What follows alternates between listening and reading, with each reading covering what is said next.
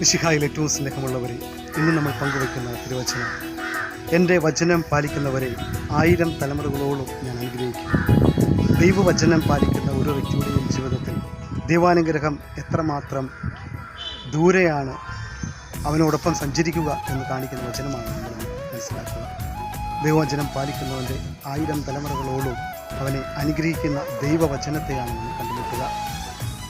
മനുഷ്യൻ പറുദീസായിൽ നിന്നും അവൻ്റെ ജീവിതം നഷ്ടപ്പെടുവാനുള്ള കാരണം അനുസരണക്കേടായിരുന്നുവെങ്കിൽ, പിതാവിനെ പൂർണ്ണമായിട്ടും അനുസരിക്കുന്ന പുത്രനിലൂടെ ദൈവവചനം എത്രമാത്രം തീഷ്ണതയോടെ അനുസരിക്കണമെന്ന് കാണിച്ചു തരികയാണ്.